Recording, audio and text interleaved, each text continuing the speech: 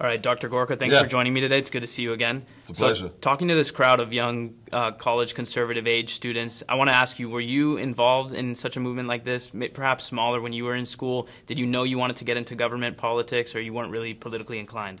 No, I mean, I grew up as a cradle conservative because of my family's background, having escaped a communist regime. My formative years were in the UK under Margaret Thatcher, so you know that shaped my understanding of politics. But I haven't been an active political character until before the election last year, when a certain real estate mogul reached out to me and said, "Would you help me prepare for the national security debate?" So I met Donald Trump.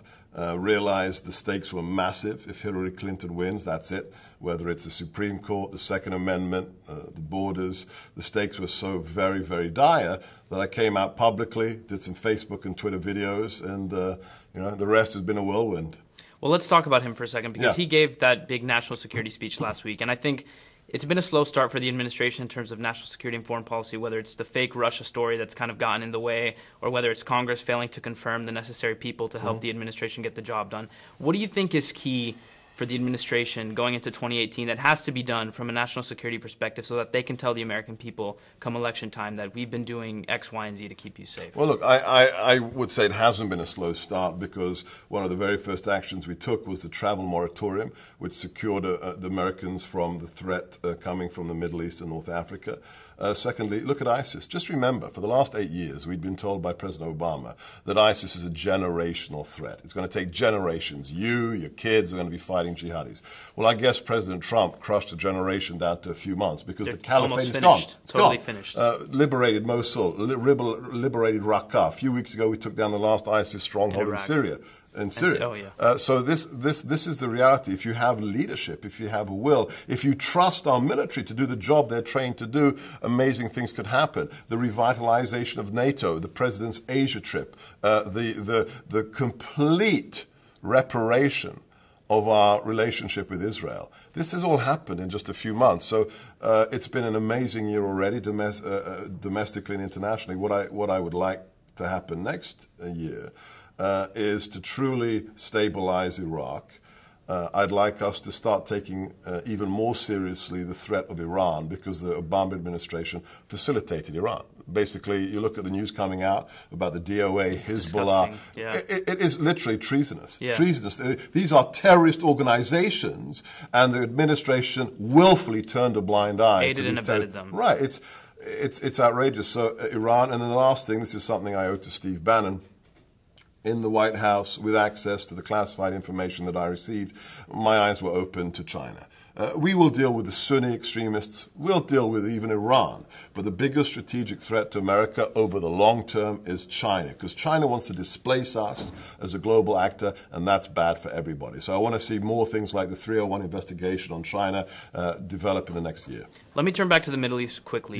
Do you think we're at a turning point in our relationship with President al-Sisi of Egypt, whether it's Prince bin Salman of Saudi Arabia? Do you think they're key allies now, and we can create a coalition with Israel, and do you think they can be used in the fight against Iran? Everything's changed. Everything's changed. I encourage the viewers to watch the president's speech in Saudi Arabia. This is a man who went to the heart of the Muslim world, the Hijaz, where Islam was established. He stood up in front of more than 50 Arab Muslim leaders. And what did he do? It wasn't a protocol speech. It wasn't sweeping stuff under the rug. He read them the riot act. It was tough love. He actually said, you have to, quote, rid your places of worship, your societies of the terrorists and extremists. And the fascinating thing is, if you watch the video, don't look at the president. Look at the audience. The reaction. Because you'd think, oh my gosh, this is such a tough speech. There's going to be negative body language, crossed arms. It's the opposite. Sisi of Egypt, beaming. King Abdullah of Jordan, ecstatic, okay?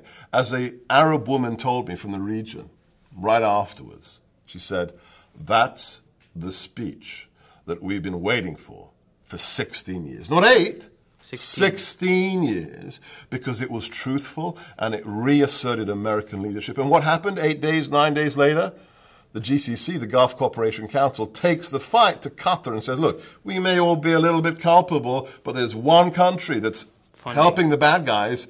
the most, and it's Qatar, and they're still squeezing them, they're still putting on the pressure. So everything's been revitalized. Our relationship with the Muslims who want to help us, our relationship with the greatest nation God created, which is Israel, right? I love to say, steal this from a friend of mine called Jeff. America, greatest nation man created. Israel, the greatest nation God created. And look at the body language when the president landed in Israel. When he met Bibi, when he met the president of Israel. It's like long-lost cousins. That's just beautiful. Yes. And so on that, I'd like to ask you my last question. I think the America First foreign policy is a mixture. You said 16 years. This is a speech we've been waiting to hear for 16 years. So it's clearly a foreign policy that is not the neocon foreign policy of the George W. Bush administration, and it's not obviously the liberal foreign policy of the Barack Obama administration. Right. How do you see it? I think it's somewhere in between. It's not fully isolationist, but it is America First, and it's not the neocon, let's nation build. So how would you describe the America First foreign policy? Well, look, I'll let the president speak for himself, because last week they published the National Security Strategy, which is the highest level unclassified expression of a president's foreign policy vision. I eat and breathe this stuff. I was a professor of international security and counterterrorism in the DoD. I tweeted, this is the first national security strategy for 30 years that deserves the name National Security Strategy. Why? Because it's explicit, it reasserts American leadership, and it talks about, the opening paragraphs talk about defending the nation that we love. That's what it's about. And yes, the president is neither interventionist nor isolationist. America First means one very simple thing. We will protect our interests. We will protect Americans. But if you share our values, what are our values? Judeo-Christian values. If you share those values, we will stand shoulder to shoulder with you. Whether you're Poland, look at the amazing Warsaw speech, whether you're Israel. I'll close with this. There's a disproportionately high number of Marine Corps individuals in the administration, okay, at very high levels. 3 of them, at the highest level, actually come from the same Marine Corps division. Not just the Marine Corps, the same division. That division has an unofficial motto that I like to think is perhaps the administration's unofficial motto. And that motto is, no better friend, no worse enemy. That's what America First means. It's great insight. Dr. Gorka, thank you so much. So welcome. Good to see you. Thank you. Thank you.